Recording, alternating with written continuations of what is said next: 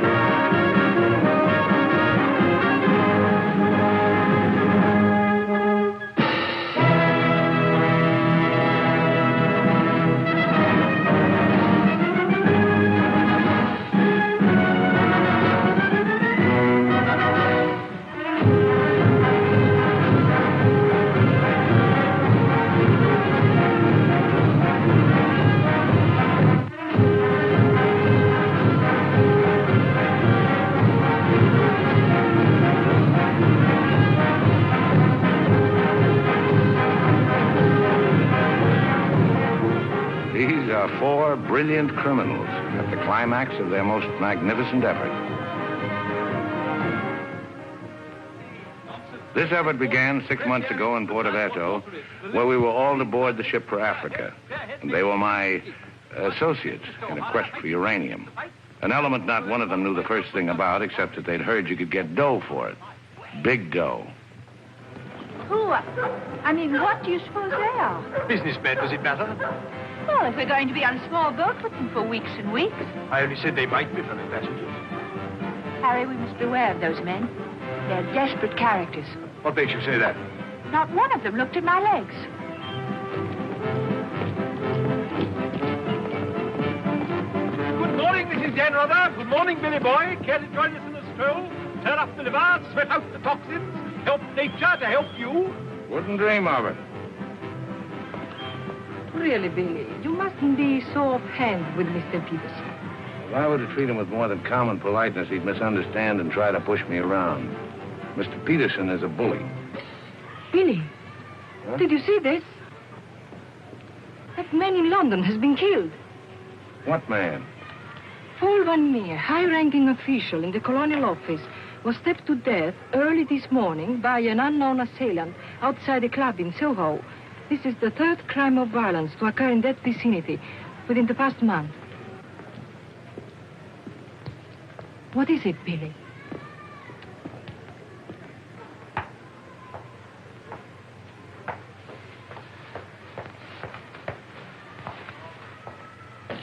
In heaven's name, Billy, say something.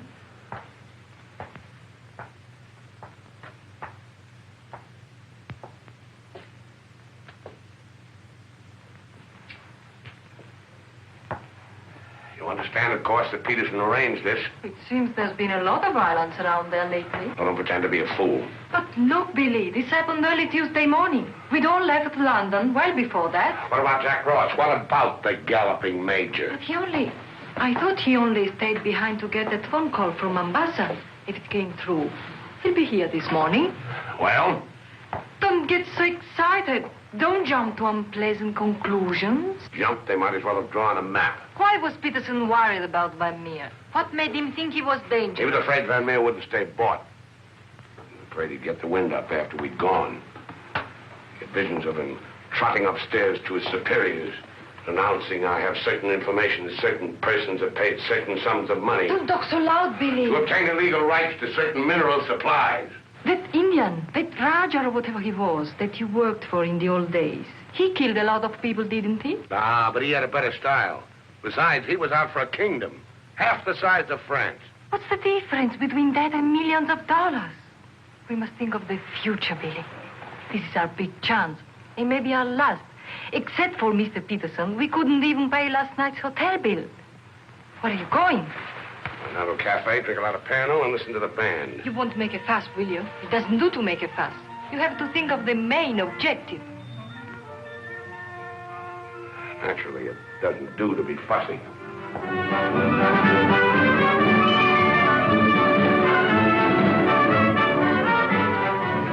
It's your move, Gwendolyn. Gracias.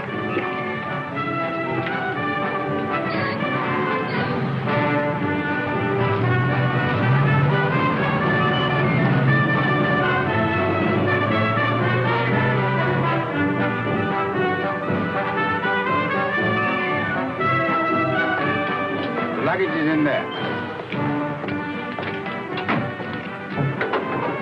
Bring it up.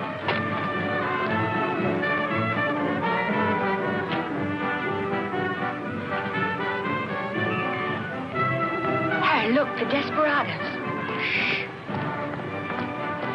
Not quite now, Convict Billy. Hard liquor before noon. I'm celebrating. Celebrating what?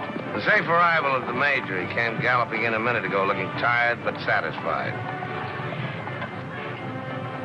I take it his mission was accomplished? Yes, well, it's getting on for lunchtime, gentlemen. I'll see you later, Billy. Your move, Gwendolyn. Gwendolyn, it's your move. Oh. Check. Last. Are you sailing on the Niagara? Africa bound. So are we. Oh, my name is Chelm. This is my wife. How do you do? My name's Dan Rutherford. How do you do? Are your friends sailing too? The whole kit and caboodle. You're a very mysterious group, I must say. Really, Gwendolyn? How so mysterious? Well, for one thing, you all appear to be of different nationalities. It's your move, Gwendolyn. Check. I have a theory about you and your friends. Correction. My associates. As a matter of fact, I think you're doctors. Evil ones, I mean. You're going to the heart of the jungle where human life is cheap to perform ghastly experiments which require the sacrifice of thousands on the altar of science. You must excuse my wife. She has a very lively imagination. Check me. I don't know how you expect me to play a decent game when you keep talking all the time. Harry's been all out of sorts today. Usually he's a wonderful loser. Good morning, Mr. Danrada. I bring you the captain's compliments, along with the sad news that the sailing of the SS Nyanga has been postponed. Now, look here. This boat is definitely, most definitely scheduled to sail at 2400 hours.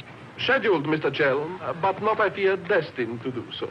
Propeller gone, or is the captain drunk? Oh, of course the captain is drunk. But the real trouble is with the oil pump. Well, it's not good enough. Simply not good enough. Quite right, sir. But you're putting it too mildly. The present oil pump is no good at all. Well, how much delay does this mean? To locate, bargain for, purchase, and install a new one will require, I should say, more than a day, less than a fortnight. Utter, hopeless inefficiency. Probably it isn't the oil pump at all. Just making it an excuse to hang about and pick up extra cargo. Guns or opium? I wouldn't be surprised if she turns out to be a smuggler. What a miserable place to be stuck in. Squalid, fifth-rate port. Ever been in Forteventura before? No, I don't know this part of the world at all. Oh, I thought not. Otherwise, you wouldn't be so upset about staying. Magnificent country. Ruins to visit by moonlight, fine stretch of beach. Back there in the hills, one of the few spots left in the world where you can get decent food and drink. It's called the Blue Pavilion. I insist you give me the pleasure of having dinner with us tonight. Oh, that's awfully kind of you, but... Us? You and your associates? My wife and me. The committee? Oh, Mr. Chelm, I want you to meet a friend of mine. This is the Galloping Major. The committee wants you to toddle round. Okay. Right away. I'll be along. Better toddle. I said I'd be along. They don't like to be kept waiting. I'll lay on a car. We'll meet in front of the hotel at 6. Arrivederci. Dan Rather. An American, I suppose. Anyway, I quite like him. Time. 24 hours in the day, 1,440 minutes for somebody else to get busy on the same idea as ours. We ought to have got the plane and flown out, as I said from the start. You remember I said it, O'Hara? My name is not O'Hara. It is O'Hara. You hear? Mr. O'Hara. Yes, Mr. O'Hara. But you remember I said it? I said we ought to take a plane. Time. What is time? Swiss manufactured, French hoarded, Italian squandered. Americans say it is money, Hindus say it does not exist. You know what I say? I say time is a crook. If we took a plane, we'd be there inside 15 hours. Instead of who knows where. I don't want any more talk about flying. The sky is for the birds. My feet are on the ground. Both of them. Come in, Billy, boy. What's all the fuss about? No fuss, Billy. We're merely wondering what course to pursue in view of this unfortunate delay. Join the peasants in their revels. Go to church. Write your memoirs. Very funny. I like an associate of mine to have a sense of humor. Good laugh does more for the stomach muscles than 5-minute setting up exercises. And now that we've had our moment of fun, and all the better for it, let's get back to the question. Doesn't this delay call for a cable to your friend in British East? Mustn't send cables. Can't you get it through your heads that the population down there has trained noses? They can smell a uranium deal like a cat smells fish. But aren't you afraid, Billy, that when our little party doesn't show up on the date you said, aren't you a teeny bit afraid that your friend might use this as an excuse to begin negotiations elsewhere? If my friend were looking for an excuse, you'd find a better one in the morning papers. What do you mean? I'm talking about the untimely demise of Paul Van Meer. Well, I'm appalled, Billy. What an unwholesome opinion you must have of your colleagues to imagine that we... Look here, Peterson, you don't have to convince me of anything. You don't care what I think as long as I don't do anything about it. And I won't, unless you ever decide to sick that knife-happy little junkie on me. Watch yourself, laddie. Now, Jack, behave yourself. Sit down. For shame, Billy. I think you owe an apology to everybody in this room. And if you're half the gentleman I know you are, I'm sure you'll make it. As I was saying, Peterson, you have nothing to worry about. My friend won't pull out unless I tell him to. For purely venal reasons, that's the last thing I have in mind. Jack, give Billy a light.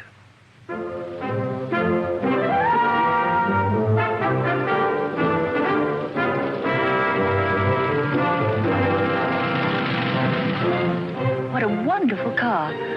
It looks as if it had won the Grand Prix d'Elegance many years ago. Oh, it did. It was built for Oraposo. You know, the bullfighter. He had it made this way so he could stand up and take bows. He only got one ride in it, bequeathed it to me on his deathbed. Well, here's to Oraposo. I hope you like champagne. You mean it's yours? Well, I gave it to my former chauffeur, the fat bandit in the front seat. Harry, look at that wonderful villa. Well, that was Bertie Crampton's. Oh, you mean Lord Crampton, in Gloucestershire? His family acres marched hand in hand with ours. Gloucestershire, the cathedral towns, trout fishing, garden parties. What a beautiful life. You know England well? Emotionally, I am English. I serve tea every afternoon with crumpets, and I've always kept up my subscription to Country Life and to Tetler. Trouble with England, it's all pomp and no circumstance. You're very wise to get out of it. Escape while you can. Well, I'd hardly describe myself as escaping. Simply so happened that a relative of mine, first cousin actually, who died recently, happened to be the owner of a coffee plantation. Africa's the place now. You talk about the diamond boys, the gold boys. They just skimmed a little off the top. Potential mineral wealth of Africa's hardly been scratched. Now, there is a villa. Big. Well, that's the Villa Capriccio, famed in song and story, a 3-star attraction in Baedeker. Well, whose is it? Well, the bank's on it now. It used to be mine. Yours? Yes, I brought old Charles over from Fouquet's. You know, the old Fouquet's, to run it for me.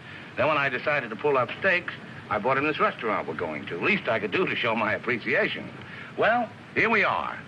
Charles! Charles! Wait here a minute while I rout old Charles out. He doesn't even know we're in this neck of the woods. Charles! Charles! She must think we're extraordinarily naive. Knew all those people. Owned that vast villa. Bought this place because he liked the fellow's cooking. What utter balderdash. Oh, perhaps he did. I beg leave to doubt it. Did you notice his wife? She seemed to be rather a sensitive little woman. Really embarrassed by all that rot. I am sorry, signore. As you see, we are closed. We do not open for another 2 months. Charles, what the devil's going on here? This place is falling to rack and ruin. Place is closed. We shall have to dine in the hotel after all. Monsieur Dan. Monsieur Dan. Madame, Why did you not let me know you were coming? You did not say you were with Monsieur Dan. Nothing is close to Monsieur Dan. Good to see you again, Charles. It's been too long, Monsieur Dan. Not since the night you left the villa. Remember your farewell party. I've tried ever since to forget it. Remember how in the morning we escorted you to the train with violins playing and everybody cried like when a king you love very much leaves this country. Aren't you dressed yet? Do I appear to be dressed? Do dress, do hurry. It's the most wonderful day. And Billy wants us to drive out and see his villa. His former villa. Obviously, I can't go. I've got a chill on my liver. What a miserable place to be ill. And you forgot to pack my hot water bottle. You packed it. Gwendolyn, I distinctly remember. Hello. Oh, hello. No, I'm afraid we can't. Harry has this wretched chill. Give me the telephone. Chelm here. Yes. Quite. Absolutely. A hot water bottle. That's very, very good of you, old boy. Look here, Dan Rother, would you mind very much if my wife went alone?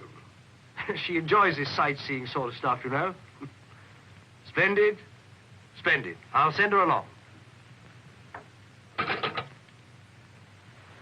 You know, Gwendolyn, nowadays, one simply cannot afford to dismiss people just because they're not one's sort. One has to try and bridge the gulf. After all, it's a new world we're going into. One's got to take it as one finds it. Face it. Use it. Master it.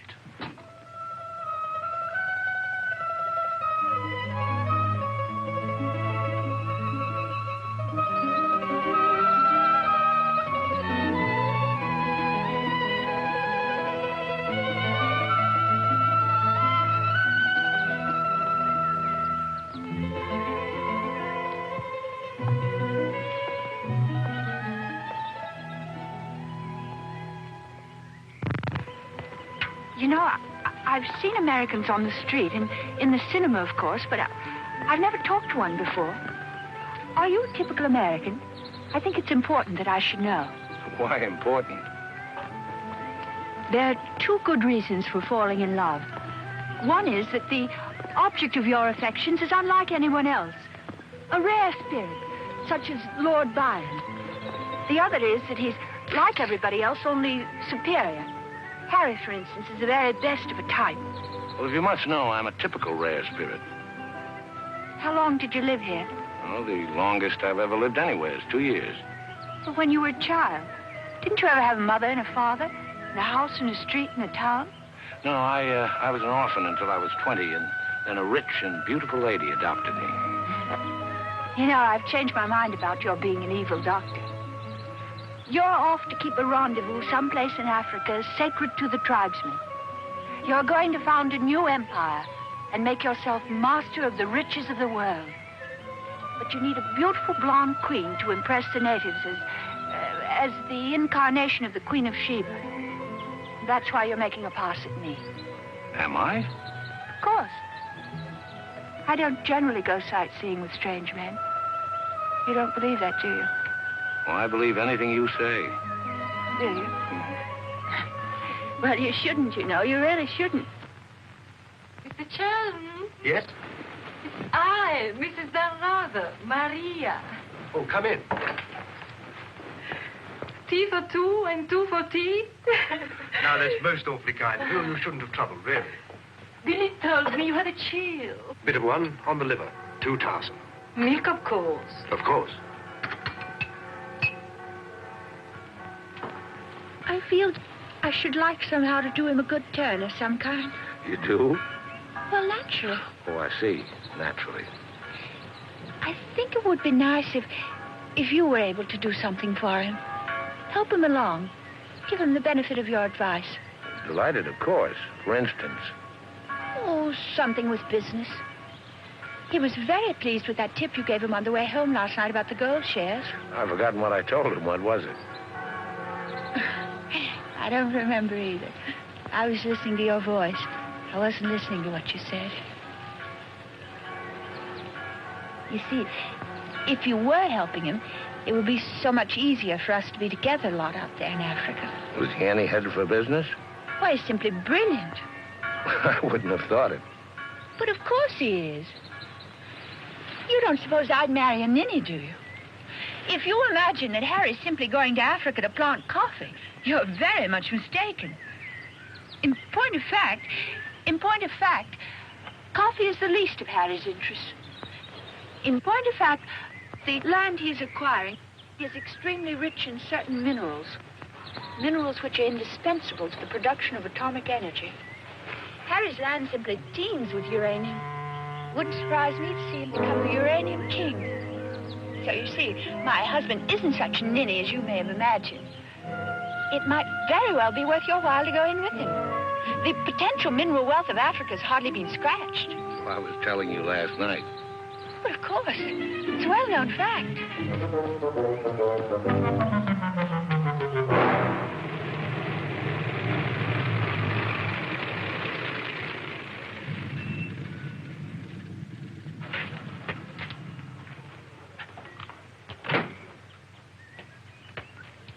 Billy boy. Had a happy day? Very. I'm so glad. What an attractive woman Mrs. Chelm is. Is that what you called me over to tell me? Who are the Chelms? They're English going out to British East. They have a coffee plantation. Any money in coffee? No, but there's a type of Englishman goes off to coffee plantations without caring whether there's any money in it or not. Relatives leave them coffee plantations and they go out to them. But why this sudden interest in the Chelm? I just like to know who's making friends with my friends. Well, now you know.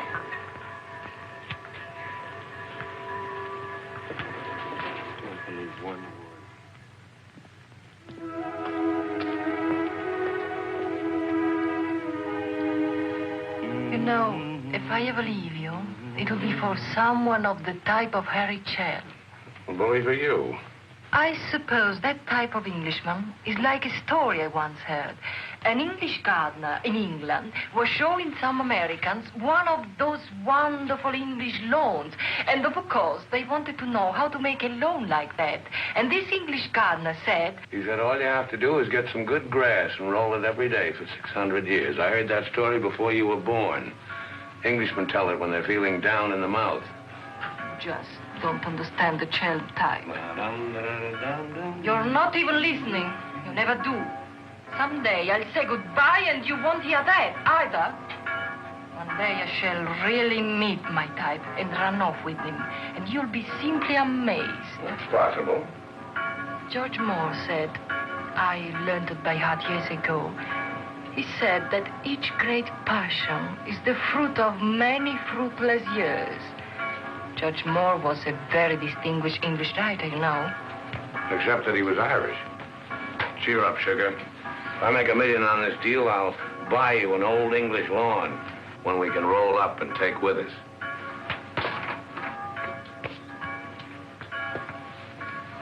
Billy, good morning. And what's our wide-eyed Irish leprechaun doing outside my door? Why do you always make jokes about my name, huh? In Chile, the name of O'Hara is a tip-top name. Many Germans in Chile have become to be called O'Hara. Good morning, Mr. O'Hara. Madame, my respects. Perhaps Mr. O'Hara would like something to drink? Yes, maybe perhaps a little whiskey, huh? Very weak, please. What's this visit in honor of? Oh, just wanted to have a little talk with you. Okay, but make it fast. Fast? I give you my word, Billy. I give you my word. I feel to you like an older brother. Oh, it's not so much the difference of age. It's probably, yes, the reason is because I come from a culture which is so much older than yours in my country. A child 6 years old is older in his heart than you'll be at 60. It smokes, it drinks, it philosophizes. At this rate, I'll be 60 before you get to the point. The point is that Peterson, Ravello, myself, we are the principals in this case. We are in with the money. We cannot switch around and turn, but an agent, It's easy to imagine that he could conceivably doesn't feel himself quite as irrevocably committed as Peterson or... We're fellow passengers, I believe. Not quite yet, would you say? Too sadly true. By any chance, you don't happen to have seen your Mr. Danrather about? I don't think Billy's up yet. Not 11. He's rather a late riser. But he said it. Well, anyway. I shouldn't put too much stock on what Billy says, particularly when he's had a few drinks. It's not that he means to break his word, he just forgets that he's given it. Charm and dependability so seldom go in one package. There are exceptions, of course. Your husband, I imagine, from his manner and behavior, is one. Oh, yes, very. Well, quite, Harry. I'm so looking forward to meeting your husband and having a chat about Africa. By all means. I understand he's in coffee? You make it sound like a total immersion. Part of Africa we're going to is due for some pretty important changes. In my opinion, things will be booming out there before you can say Jack Robinson. I do hope there won't be too many changes. It's completely unspoiled, I hear, with some of the loveliest scenery in the world. I can't imagine anything more lovely in the way of scenery than to have a few acres of gold and diamonds cropping up on a piece of land I bought for a song. Heaven forbid. Next thing there'd be big, ugly holes everywhere and great, horrid machines instead of lovely scenery. Anyway, I don't think my husband worries much about money and business, that sort of thing. Really? I mean, to appreciate my husband's point of view, one has to understand his background. Those lawns, hundreds of years in the making. Those immemorial elms. Those walls hung with family portraits. Generations of them. Those great echoing galleries where so much of English history is being made. Taxes must be terrific on a place like that. What would people like the Chelms care about taxes with their kind of money? I mean, when a family's been a power in the city of London for so long, one of the great financial families. Power in the city? You mean... Oh, yes, of course, one of those Chelms. I'm surprised you know about them at all. Very few people do. They prefer to work behind the scenes. I find it rather hard to believe that a man in your husband's position would go to Africa just for the coffee planting. You're very quick, aren't you? In point of fact, he isn't. In point of fact, he has a very special reason. So I suspected. It has to do with sin. Sin? Since the war, my husband has been almost exclusively concerned with spiritual values.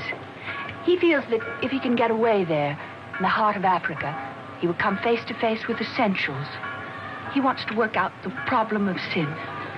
Sin? Why, yes, of course. Isn't that what we're all most concerned with? Sin? Gwendolyn, what are you doing here? I thought we were supposed to meet on the beach. Harry, I want you to meet Mr... My name is Peterson. Been having the most delightful talk to your wife. She tells me you're interested in spiritual values. I myself am vastly Harry, concerned. we'd really better be going. You'll excuse us, Mr. Peterson? What have you been telling that man? Nothing, Harry. He got onto the subject of religion, and I just happened to mention that we usually go to church on Sunday. Billy, I think it is high time you take stock of yourself. Can you truthfully say about yourself, I, Billy Danreuter, have acted fairly and squarely to my associates, huh? But of course he can, Mr. O'Hara. Everybody knows Billy's the soul of honor. Shut up, sugar. Perhaps he's the soul of honor, and perhaps appearances are deceiving. You mind telling me what it is I'm supposed to have done? Nothing. It's your conduct. Your conduct doesn't...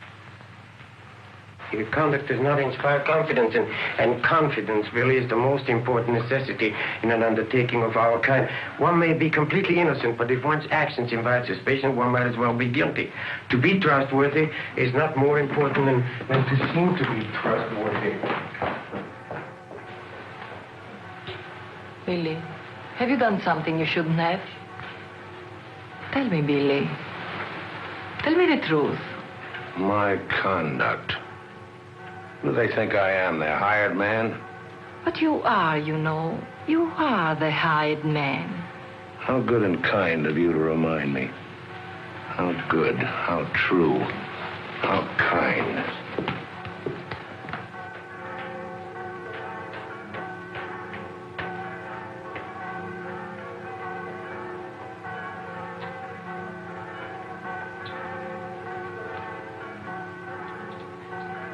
Oh, I say, Dan, rather good to see you. How about a drink? Well, Oh, come on, my dear fellow. Let me buy you a drink. Oh, Gwendolyn, don't forget to send one to Aunt Beatrice.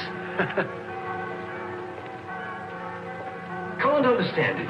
Gwendolyn distinctly said she'd join me on the beach. Then I come back and find her sitting there in that cafe. Extraordinary creatures, women. Well, let's drink to them. Pano. Scotch. Come on, you tiny little wreck, have a drink. We're drinking to women. Take the drink, but won't join you in the toast. Glass of Irish. Women. Hitler had the right idea. Keep them in their place. Kleine Kinderkirchen, babies in the kitchen. Say what you want to about Hitler, he had his points. Come. Look here. This generation's had its chance. Hitler, Mussolini, those are the men. Now is the age of the barbarians.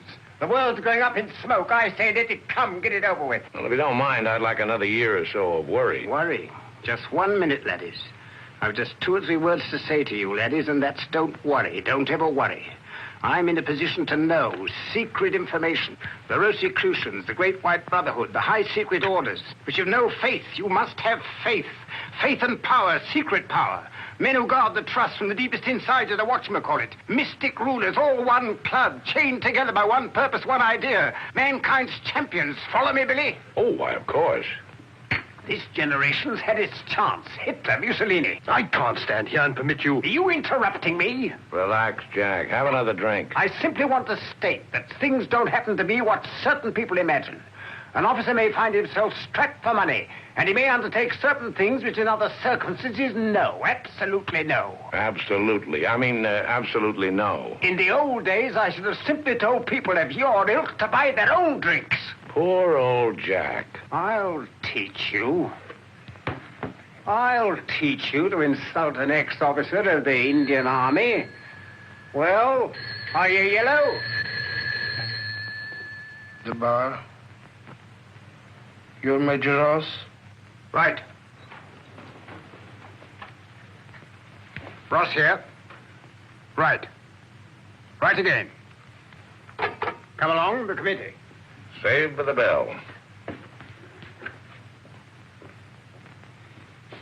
I've never heard such rot in my life.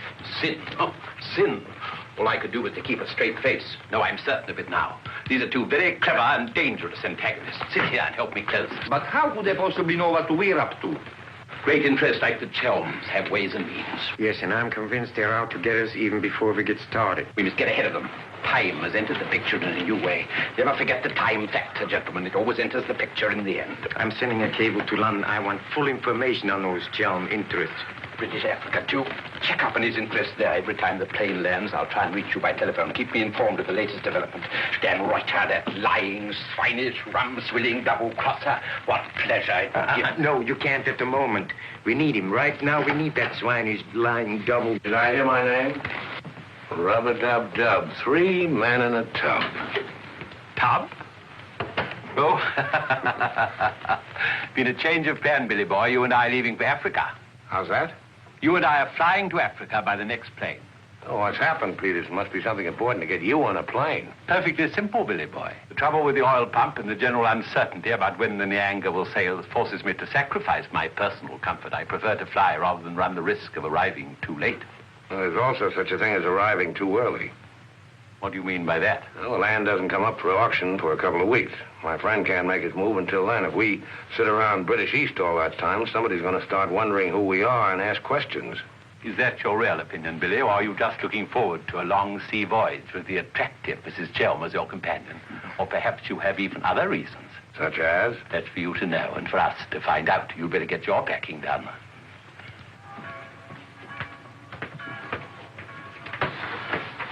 Billy? Where are you going? Off to Africa, flying. Just like that? Weren't you even going to kiss me goodbye?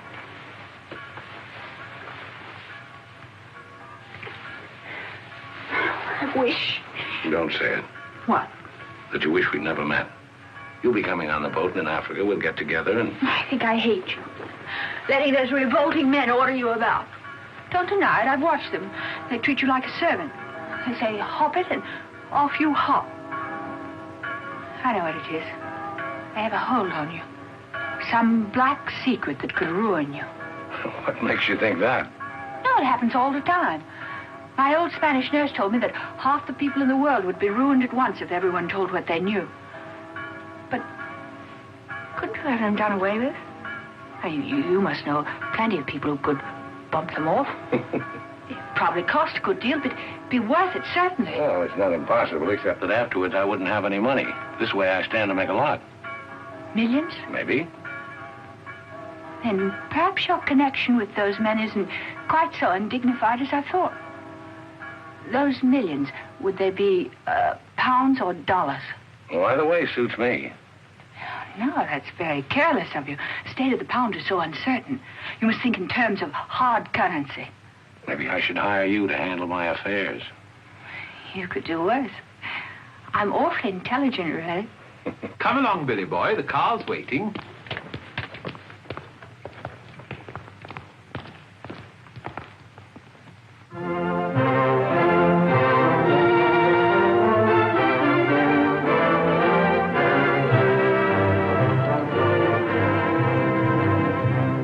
Can't get faster than this, we'll miss the plane. Press on! Press on!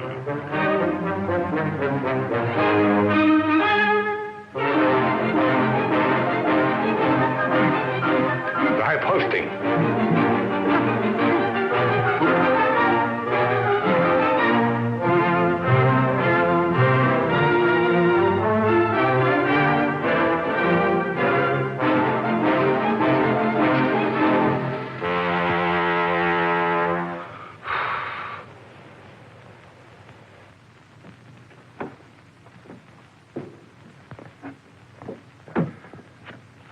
Bisogna spingere. Push, push.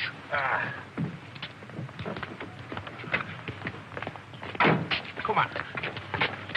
1, 2,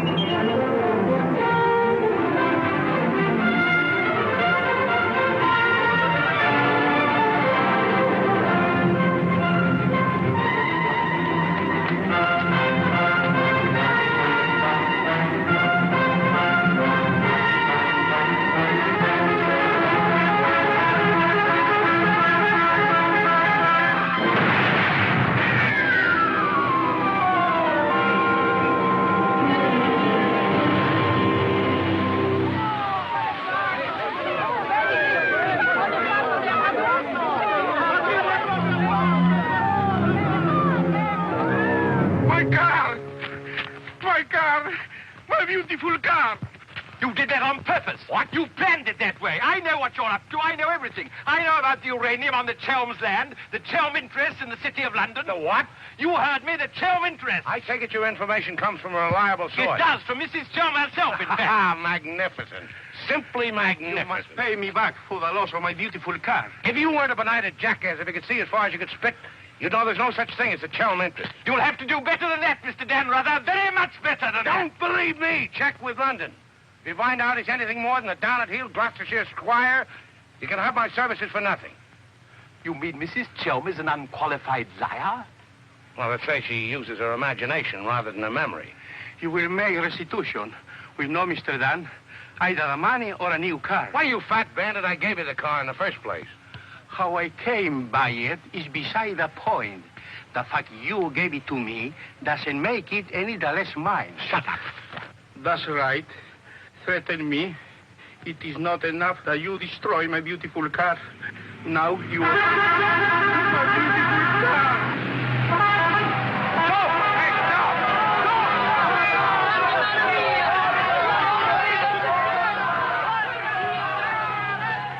More than anything, I want Billy to make a grand success out there. Oh, as you care so much about money, I should have thought you would have left Billy for some rich man. I shouldn't think Billy would mind, really. I mean, neither of you are in love or anything. You are a strange girl. Of course I love Billy. Actually, I adore him. And Billy loves me very, very, but very much. That's why I trust him with his little unimportant amours. And what does he say about yours? But, darling, all husbands like their wives to seem attractive to other men. Be sure you explain that to Harry. I'm going back to the hotel.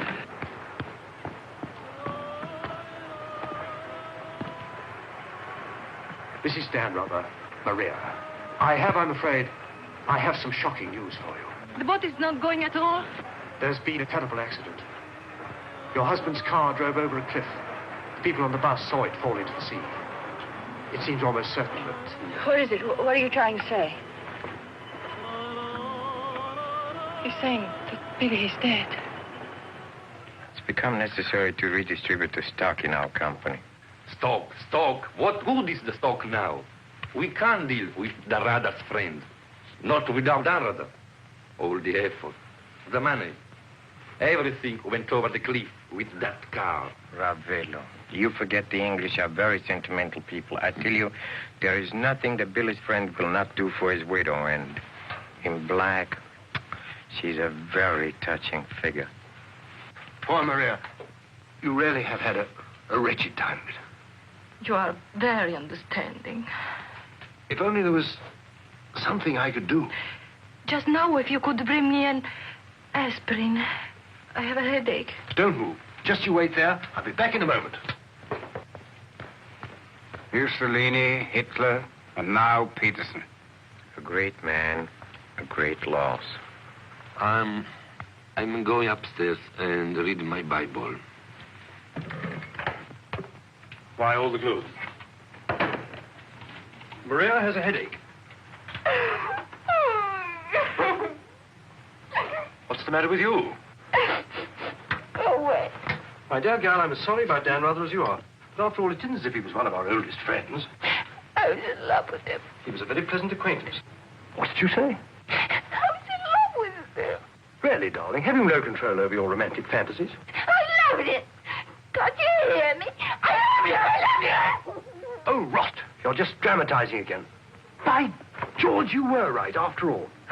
I did pet it. Oh, what shall I do? I feel so I were drowned. He's dead. He's dead, and I'm left in a fool like you. I tell you what to do. Have a bit of shut-eye. You'll wake up in an hour feeling your old self again. And there'll be no more silly stories about falling for a middle-aged roustabout. So? Oh, please go away. I'll just take these to Maria.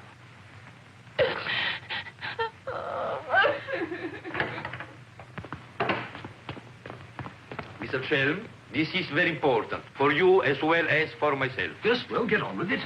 There is now an opportunity for you to secure enormous profits with virtually no risk. I want to bit about the bush. Our purpose in going to... For you as Billy's widow, it will be very easy to persuade his friend in British East, and for capital, we have Chow. Quite evidently, you've been misinformed as to my interests.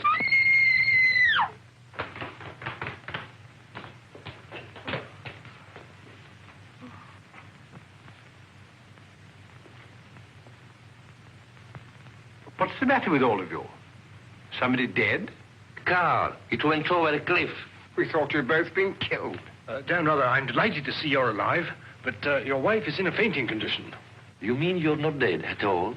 Obviously, I'm not dead. I knew you weren't dead. I knew it. I counted 13 backwards 13 times. My old Spanish nurse said if you did that, a miracle would happen. And you see, it has. Ladies and gentlemen, I bring you the glad tidings. The captain is sober, and the SS Nyanga will sail at midnight.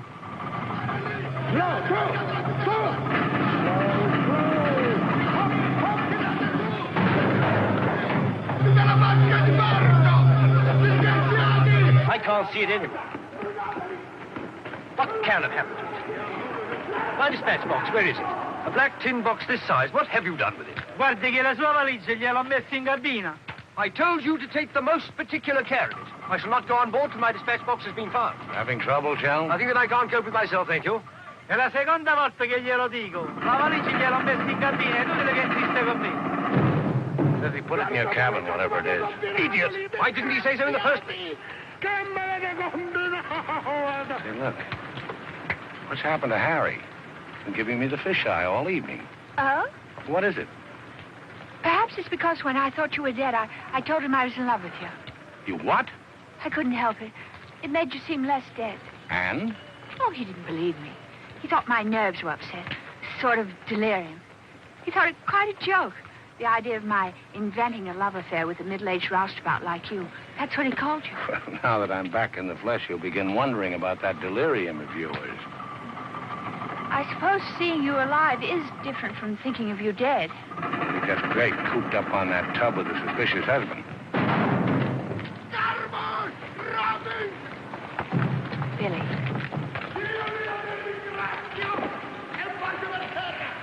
Let's not go. What do you mean? I'm asking you to run away with me. No. What about the millions in hard currency? What's happened to you? I thought you were my shrewd little manager. I've changed my point of view.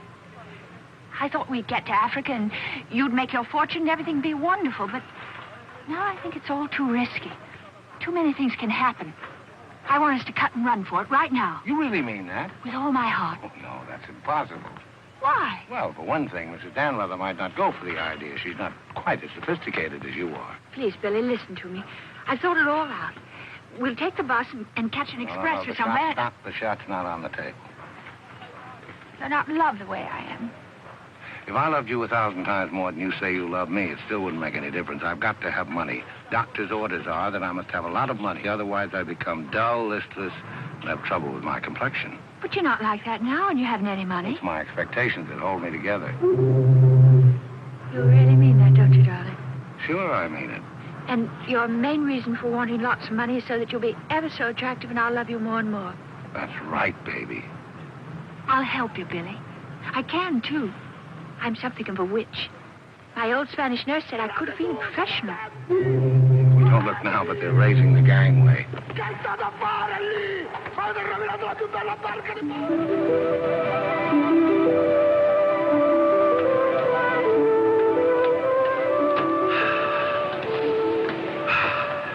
The air, ozone. What a pity we can't bottle it, gentlemen. What a fortune we'd make. Neptune's mixture. Now breathe deeply. Remember, every breath is a guinea in the bank of health.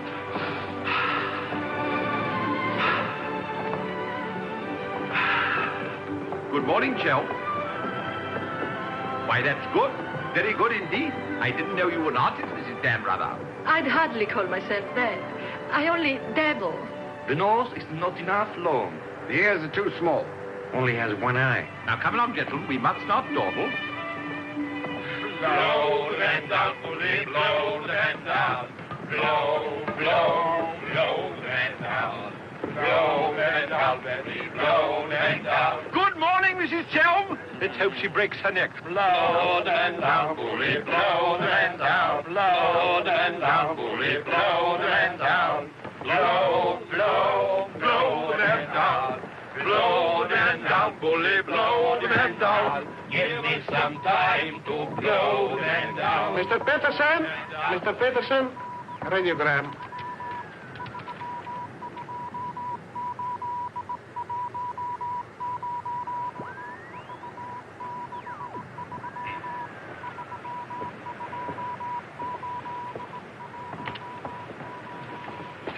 No Chalmers State, Gloucestershire, stop. No Linda Gentry, Chalmers.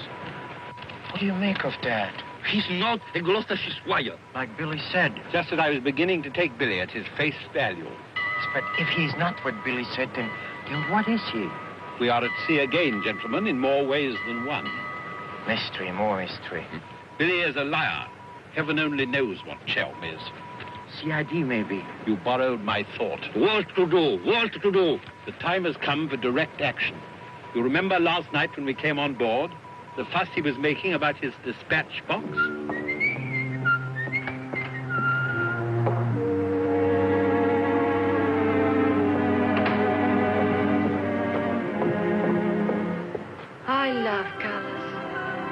Working with them is an endless puzzle. Your face, for instance, 10 minutes ago, it was all brown and pink. Now the light is changed and is chalky white. What? Tinged with green. Green? It must be getting rough. Just a little. Don't break the pose. I don't feel very well. I think I'll go below and take a pill.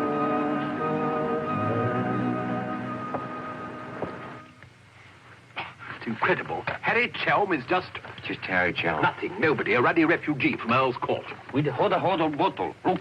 And a letter of introduction to the secretary of the governor. The secretary, mind you. Disgusting. Purser! My box! Beat up and down, isn't it, sir? It's gone. Oh, yes, indeed. Major Ross took it. I saw him sneak it out of your cabin. I like to keep my eye on what goes on aboard the ship. Where did he take it? I believe Mr. Peterson's cabin. In fact, I'm sure.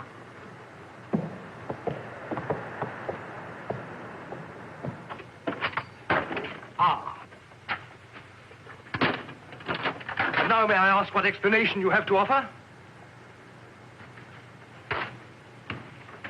He forgot his hot water bottle.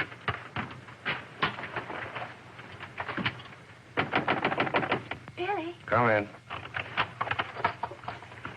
Billy, have you heard what's happened? I've seen the paper in days. It's not funny. They've stolen Harry's dispatch box. Who stole his dispatch box? That dreadful little major. He took it to Peterson. They went through it. It's all your fault. I suppose you know that. My fault? Well, the poppycock you've been peddling, all that junk about the Chelm interest in London, uranium on your land. Well, in a way, you're the one to blame. I'm the... I mean, you acted so superior. I was falling in love with you, and I couldn't bear it for you to think I was just a nobody. Married to the son of a boarding house in Earl's Court. The son of a what? A boarding house. That's what Harry's parents do. They run a boarding house for decayed gentlefolk. But the way he talks, the way he acts, I thought that... It's just that he sees himself in a place in the West Country with trout streams and horses, leading the life of a country squire. It's not his fault if people take it for granted that he has a place like that. He's never once said that he had. Well, country gent, son of a boarding house or whatever he is, I suppose I'd better get his box back. Oh, he got it back himself. Well, then there's no harm done. Except that Harry's gone to the captain. He's going to have them put in irons. He is what? He says that's what they did in the Royal Marines. Look here, Skipper, there's a perfectly simple explanation for all this. I happen to own a dispatch box which is very similar to Mr. Chelm's. When I didn't find it in my cabin, I asked Major Ross to see if it had been stowed away somewhere else by mistake. The Major found what he thought was my box in the saloon with some other luggage.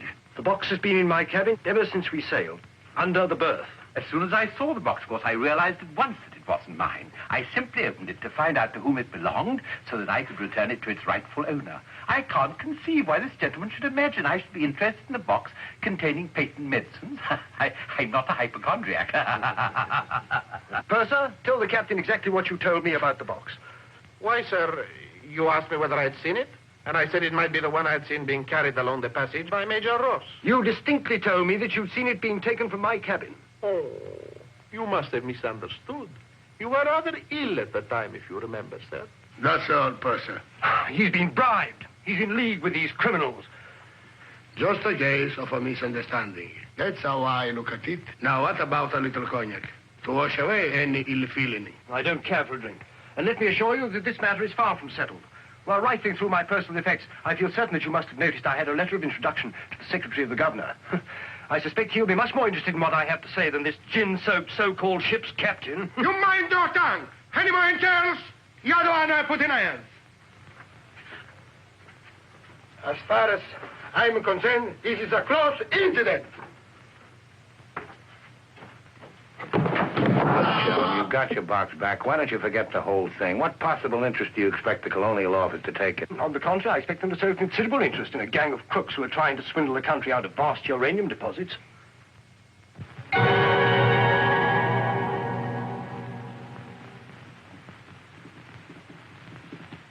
Just one moment, sir.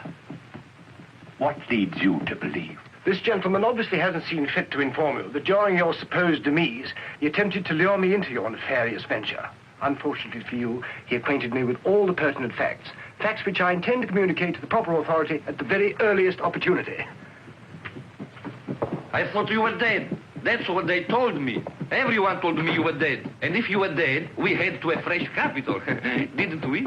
You, Ravello, my own partner, sneak up behind my back and try to cheat me. The milk's spilt. It's no good crying over it. Get after him, Billy. Calm him down. Talk to him. See if you can't get him to change his attitude. I'll try, but I don't think it'll do any good. I don't know why we have to worry about Chelm's attitude. Talk's no good. Conversation never convinced anybody. I say put an end to words. Shut up, Jack.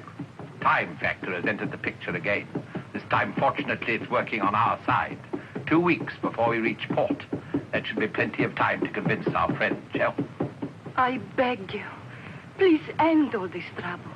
If things go on, either you will be done away with before we ever get to Africa, or you will leave and denounce Peterson to the authorities, and that will be the ruin of all my plans and hopes. In the long run, you'll do much better to get clear of these people. They're thoroughly undesirable. The long run. I'm tired of the long run. I am not even thinking about them or about myself. It's only you that concerns me, Harry. No need to worry about me. Ever since I met you, you fill my thinking. You are becoming an obsession. Don't you understand, Harry? I am deeply in love. Maria. My dear.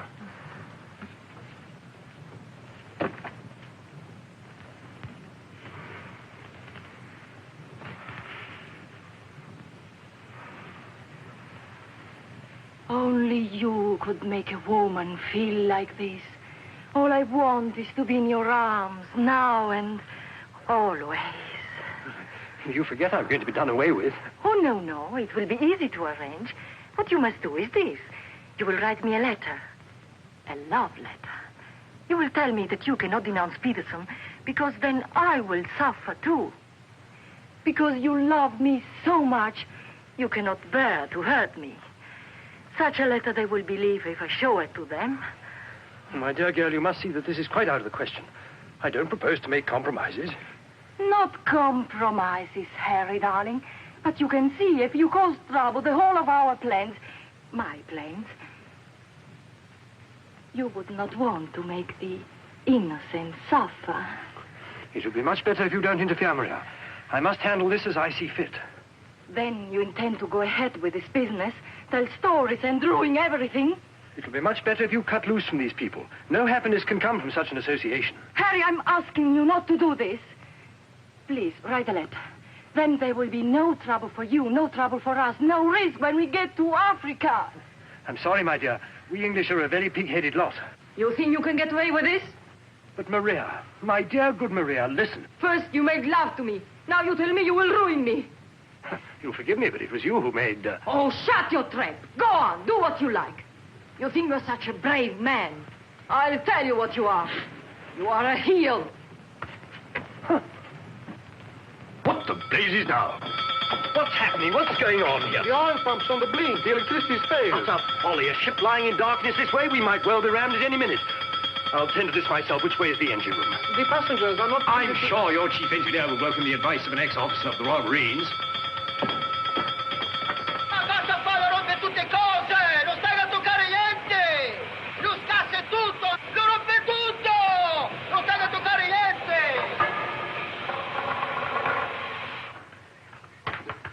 Look here, you fool. Are we simply abandoned to our fate? I insist on something being done. For instance? Well, give out the lifebelts. Organize the boat drill. The clientele are requested to remain calm. To remain calm? Does the captain feel no sense of responsibility for the lives of his passengers? It's my opinion that the captain doesn't feel much of anything at the moment. Do you mean to say he's drunk? The fellow ought to be made to walk the plank. I'm afraid just now he cannot walk at all. But this is outrageous. Oh, sit down, old man. What have you got to worry about?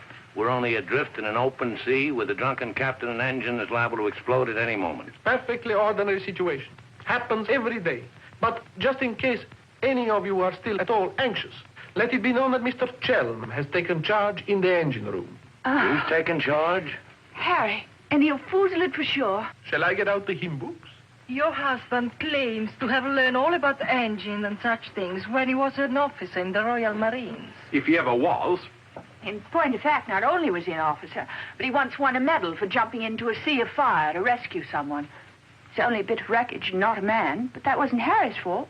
Just a slight error in judgment. Oh, the lights, they come on. You must have fixed it. Impossible. The engines are turning. We are underway. I still say it's impossible.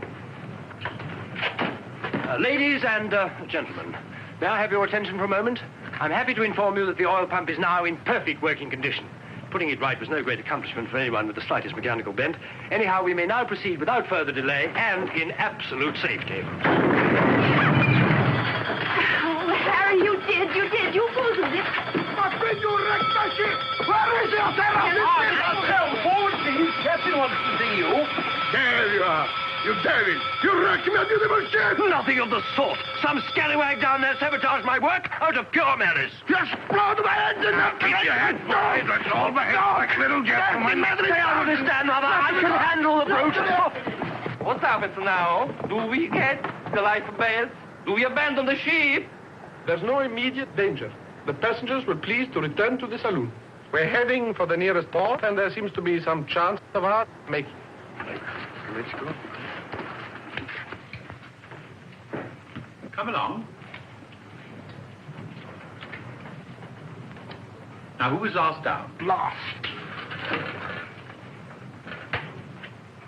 Billy boy, be a good fellow and make a fourth at bridge. The Major has no head for cards. A few rubbers will soothe all our nerves. Oh, thank you. I'll soothe mine with a double scotch. In fact, I think I'll make it a triple. No ice, no water. Right, sir. How about you, dear Mrs. Dadbrother? Little bridge? Oh, so sorry. I have the most fearful headache. I think I'll go to my cabin. Oh, what a shame. Well, boys, we'll have to make it cutthroat. What about Harry here? Maybe he'll take a hand. That, under the circumstances, is a most unsuitable suggestion. Gwendolen, I must ask you to either move to another table or else leave the saloon. Harry, for heaven's sake. I don't care for my wife to associate with an associate of criminals. Don't be absurd. Billy's not a criminal. He's the best friend we have on this boat. We're not in need of such friends. You need any friends you can get.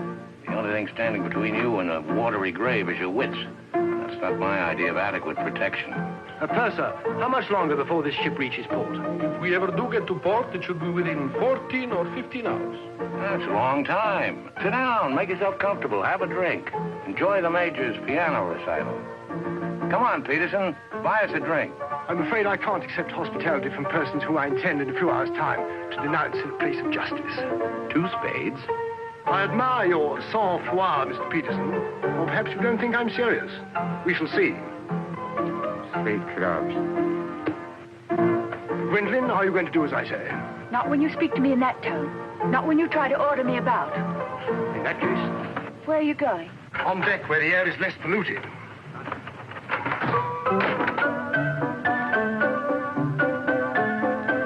Sir, 4 tonics? I think you'd better go after Harry. Why should I?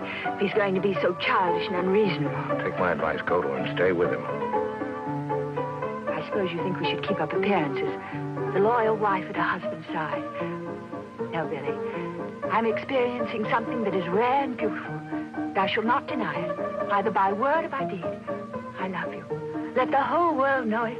I love you, I love you. Yeah, well, keeping up appearances isn't exactly what I meant. Then why do you want to send me tagging after Harry? He's being such a deadly bore tonight. Deadly, but not dead, not yet. What do you mean? They killed one man just because they thought he might try to get in their way. Now, Handsome Harry here is certain to blow the whole thing wide open. They killed a man? Really? Who? Just a man. For all Harry's being too tiresome and my loving you to distraction, I still wouldn't want to see him done in. He has some perfectly darling traits, really. I mean, like always remembering one's birthday. No, we simply mustn't let anybody murder Harry. Now, keep him in your cabin. Never let him out of your sight. Keep him under lock and key. Oh, Billy, that awful music. It's so loud. It comes right into our cabin. Peterson, tell the Major to soft pedal it. And while he's about it, he might change the tune. Oh, don't you like it? It's one of my favorites. I'm afraid he doesn't know any others. Do you, Jack?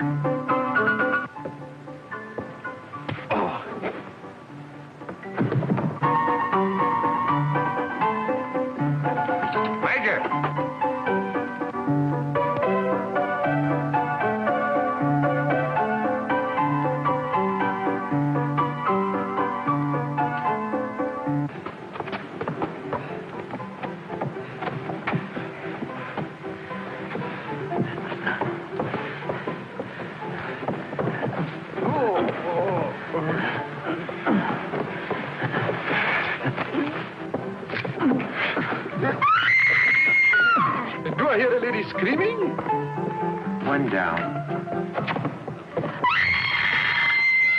Captain! Captain!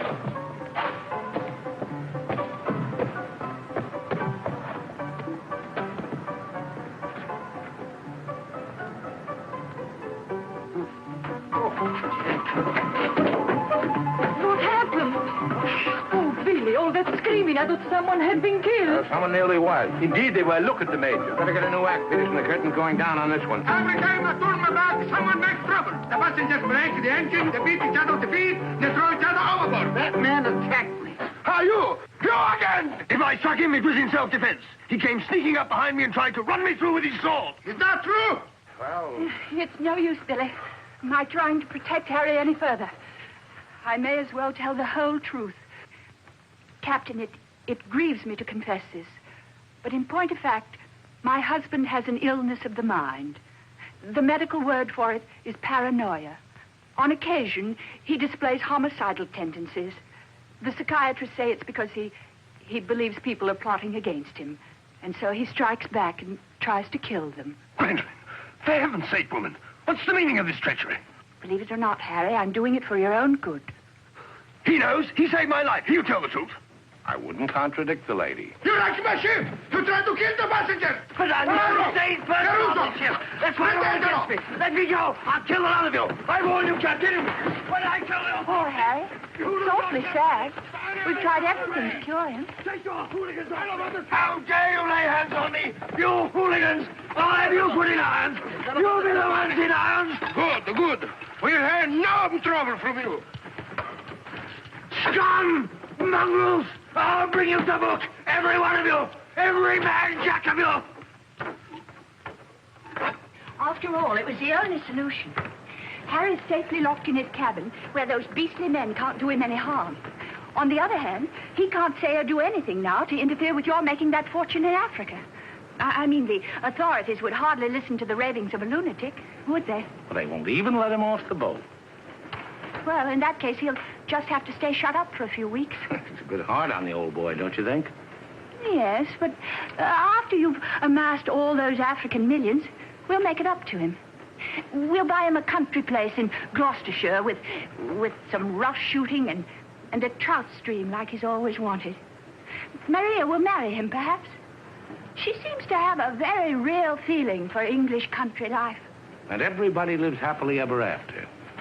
Especially us, Billy. There's the abandoned ship. What's going on?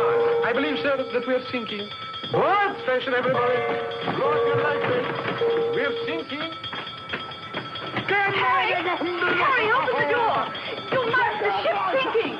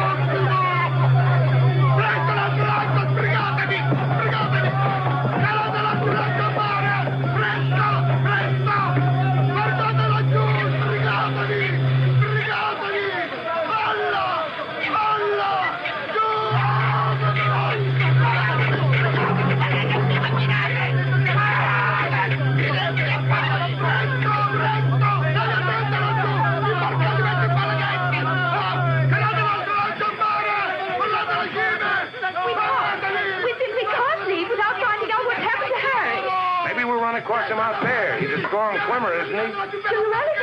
I don't say we will, but it's possible. Anything's possible.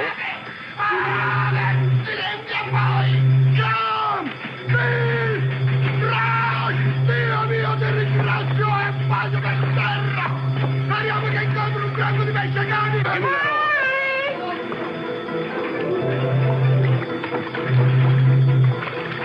Harry!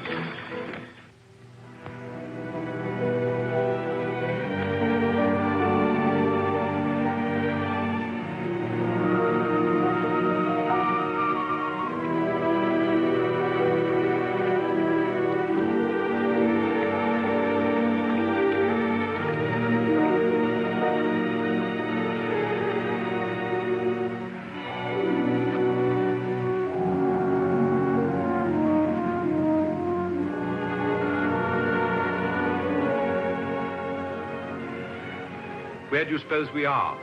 Africa. What part of Africa? Yes, that's important. What part? Not a bad place to land. No customs, no forms to fill out. Tell us at once where we are. It's important I know.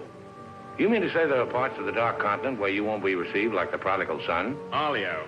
What's that? Alio.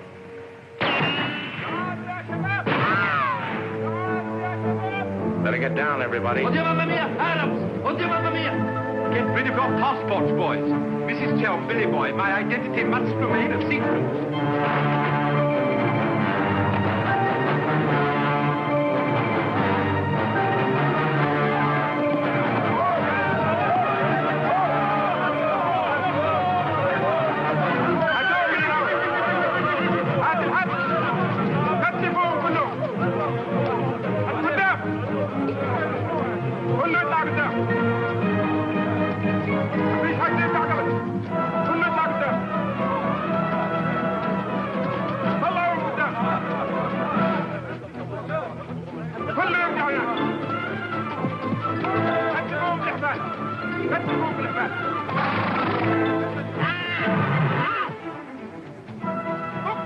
Alio, what's that? It was a company that sold arms to the Arab legions.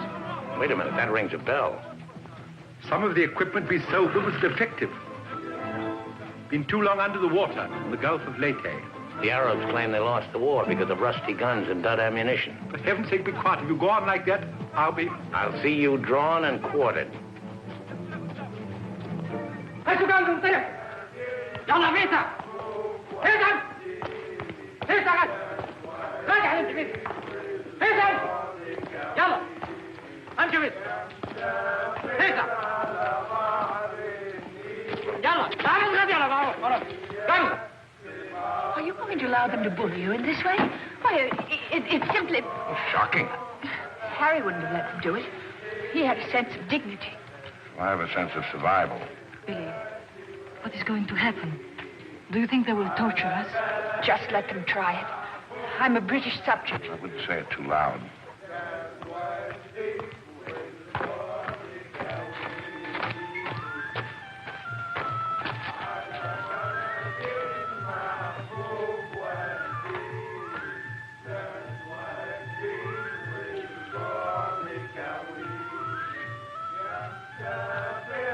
We shipwreck.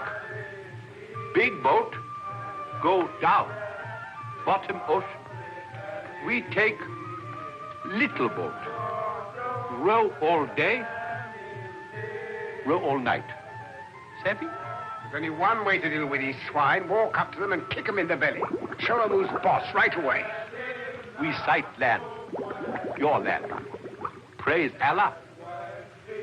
Come ashore. Suddenly, boom, boom, boom. No good way to treat shipwrecked people. You will please to hand over your passports.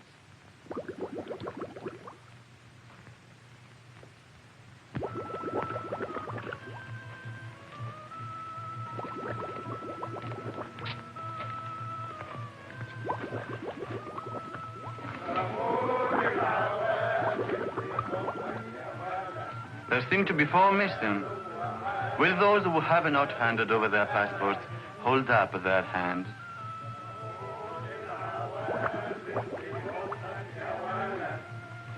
All left on board ship, Your Excellency. A terrifying experience. An incompetent crew, a burning ship, put overboard in a small boat at dead of night. What was the name of the vessel? The SS Nyanga. She's a Portuguese ship. I will investigate whether such a ship has been reported lost at sea. Well, does it stand to reason, Your Excellency, we should come to this shore in a small boat if we'd not been shipwrecked? Our country is in a state of unrest. Oh, I am sorry.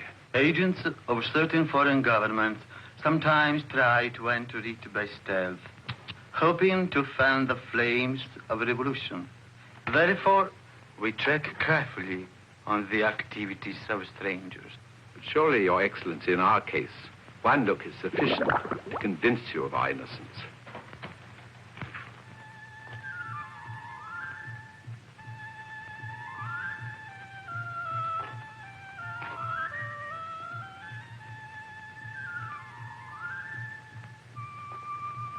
No.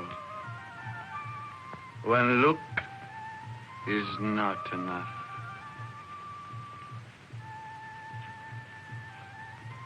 If you think we're the enemies of your country, the logical thing is to boot us out. Send us packing by the first available boat or train. We shan't object. We've got important business elsewhere. Where is elsewhere? Central Africa. And what sort of a business? Vacuum cleaners, sewing machines. Ah, yes. Businessmen. All going to Central Africa to sell vacuum cleaners. Hat to hat, I suppose. And you, sir, I take it, are the head salesman, the ringleader of this group. Oh, no group. We met for the first time on board ship. Complete strangers to one another. Liar! The others all look at you each time I ask a question. I am a keen observer. You four are together. Oh, no, my fat-gutted friend. I'm not the illiterate, simple-minded native you're fool enough to take me for. I am a great man, a serious man. I spit on you, too. I spit on you and all your life. Off to the wrong star, Peterson. There's only one way to deal with these swine! Swine! Swine! You'd better be careful. My husband, my late husband, who was drowned in the Niagara disaster, happened to be one of the most important figures in the British government, Sir Harry Chelm. In point of fact, we had letters from the Prime Minister and the Queen telling everybody to be particularly courteous to us and our friends. So you see, if any harm befalls us at your hands, it will become a major international incident. Would you instruct that one that in my country a female slave may move, but her words are not heard? Harry. If only you were here. And now, sir, you will stop abusing my intelligence and tell me who you really are and what is your actual purpose in being here. I'm a sick man. I've got a bad heart. I mustn't talk anymore. You refuse to answer. Well, that is interesting. It makes of it a contest in a game at which we excel. We of this country have had 4,000 years' experience in asking questions and getting answers. Who are you? Why are you here? Don't hit me again. My heart. I have an attack.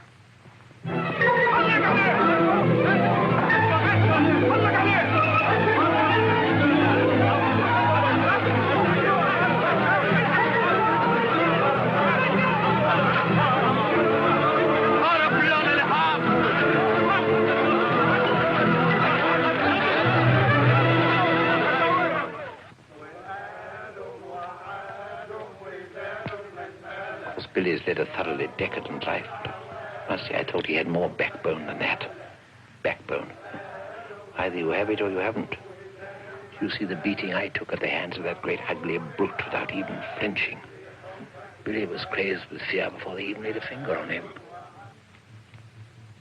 Tell me more about Rita Hayworth. You really know her very well? Do I know Rita? Do I know her? I'll give you a letter of introduction. She'll fall an immediate victim to your charms. You really think so? Oh, but certainly a man like you, suave, intelligent, darkly handsome. You have everything, Ahmed, except money. And if you'll listen to me, a boat will be placed at our disposal, a very slow boat, so that Fat Gut's check will have plenty of time to clear. And you will trust me for your share? Does one man of the world ask another to trust his own brother? Oh, no, Ahmed. You'll give me a check for half. Your demands are very great under the circumstances. Why shouldn't they be? Fat Gut's my best friend. I will not betray him cheaply. You are certain that you are the friend of the peerless Rita? Come, Ahmed. Mind back to business. Very well. 50-50. Oh, by the way, Fat Gut's nature is noble like ours. He might try to bargain. I do not bargain with a puffball like that. It's beneath my dignity. It'll be dawn soon. The correct hour for a firing squad. But if we have him shot, what about the money? Well, I was just thinking that if he heard a volley at the psychological moment, he might not be so inclined to haggle. I believe you must have Arab blood. Westerners are not usually so subtle. يلا يا علي نمسك الراجل الثخين. يلا بينا. يلا. Look, Halamite. Look, Halamite. taking me. I won't go. I demand to see a doctor.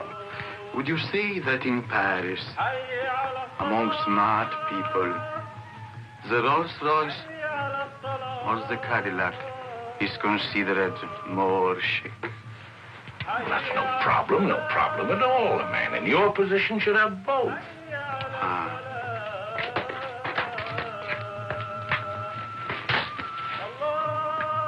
Mr. Dannerather, I believe, would like a word with you. Billy, sit down, Peterson.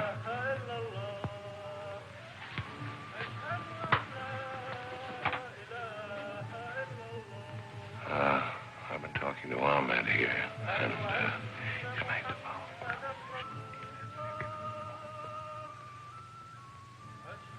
It's blackmail. I can't pay.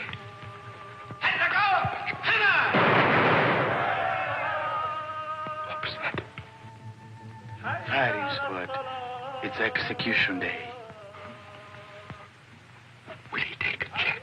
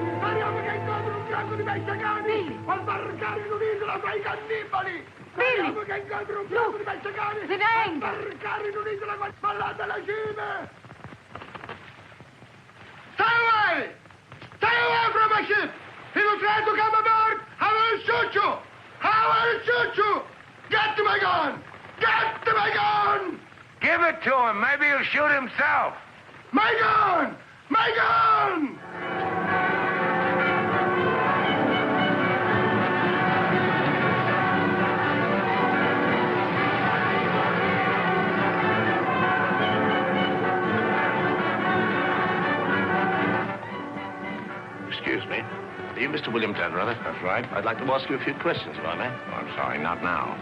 Forgive me, but it's rather important. Yes, it always is. I was a newspaper man myself once. Well, you may quote me as saying that everybody was heroic except Mrs. Dannerather, who ate all our boots. Very amusing, but I'm not a reporter. Oh? Jack, go to the phone, make reservations. The first plane to Nairobi, 6 seats. Yes, and if they don't have any, talk to the right man and tell him if he kicks other people off the plane, we'll make it worth his while. I always said we ought to take a plane. You remember I said that to Mr. Horror. I said we ought to take a plane. Mustn't dawdle, Billy boy. Great deal to do and not much time. Those are the other members of your party? Yeah, I'd like to talk to them, too. Well, what's it all about? I believe you were acquainted with a Mr. Van Meer, now deceased. Peterson, you and the boys better come back down. The gentleman here wants to speak to you, a Mr. Jack Clayton of Scotland Yard. You take your wine here or upstairs, Mr. Dunn? No, we'll have it here. Care to join us in a drink, Clayton? No, thanks. It's a bit early in the day for me. I read somewhere that a Scotland Yard man never accepts a drink from anyone he intends to arrest. Is that true, Mr. Clayton? Quite so. Mrs. Dannerather? No, I'm Mrs. Chelm. This is Mrs. Dannerather. Oh, how do you do? Well, I wouldn't dream of alarming you lovely ladies, so perhaps I'll have a glass of bubbly after all. Peterson, how do you do, sir? How do you do? Ravello. And, Mr. O'Hara. O'Hara, Julius O'Hara, delighted. No, I'm the one to be delighted. It had begun to look as though I'd never catch up with you people. That would have been a bit embarrassing. You see, this is the first time I've ever been abroad on an investigation.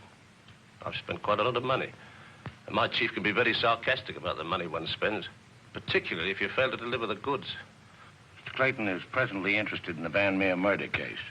The Van Meer murder case? Oh, yes. That fellow in the Colonial Office. Yes, I read about that in the paper. It was a shocking affair. According to Mr. Van Meer's appointment book, Mr. Peterson, you had lunch with him at the Savoy a few days before his death. That's quite correct. Mr. Van Meer was an expert on African matters. We wanted his advice about affairs in British East. Do you recall the subject under discussion? Vaguely. Crop yield. The native labor situation. Inches of rain. Vaccination. Shorts. How long did you know Mr. Van Meer? Oh, a couple of months. We met half a dozen times. Did he ever make mention of any enemies, business or otherwise? Did he say anything about romantic attachments? I mean, did he name any women? No. I should have been very surprised if he had done. Mr. Van Meer struck me as being every inch a gentleman. Oh, of course, of course. Well, that's all. Unless somebody has anything further to add. I have. I think you ought to know that the business of one of these businessmen is murder. I beg your pardon. Major Ross, I mean. I can't guarantee Major Ross murdered this Van Meer person. I assure you, however, he attempted to murder my husband with a long, thin dagger, which he always carried about in what looked like an innocent swagger stick. Go on, Mrs. Chelm. You see, Major Ross is employed by Mr. Peterson there to do his dirty work. One might say he's a professional killer. My husband found out certain things about Mr. Peterson. Things, in point of fact, that are a matter of empire, involving, as they do, a plot to exploit our kingdom's uranium resources. And that's why Mr. Peterson decided to have him done away with. Don't run away, Mr. Peterson. That's always tantamount to a confession of guilt. Tantamount is what I call it. More champagne, Clayton? No, thank you.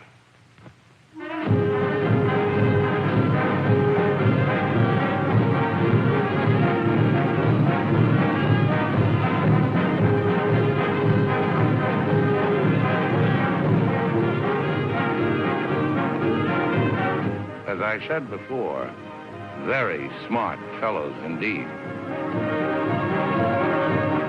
Should you ever think of me in Earl's Court, that's where I'll be, helping Harry's parents with the lodgers. Should you ever think of me, try not to let it be too harshly. You kiss her too, Billy, and tell her she's forgiven. Sure, sure. Goodbye, Billy. Bye.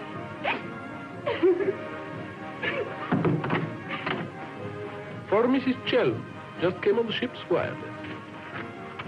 Oh, by the way, Mr. Dan Rada, do you know that your associates are all in the Hoosgow? Oh, not that I'm a bit surprised. I put them down as thoroughly bad characters, right off the bat. But then there are so many bad characters nowadays. Take mine, for instance. Harry!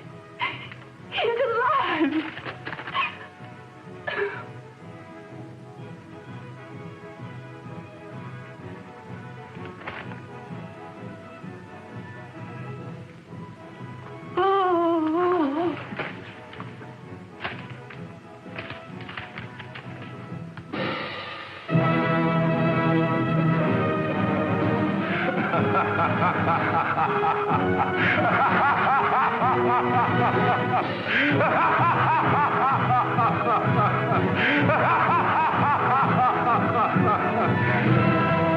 Oh, this is the end.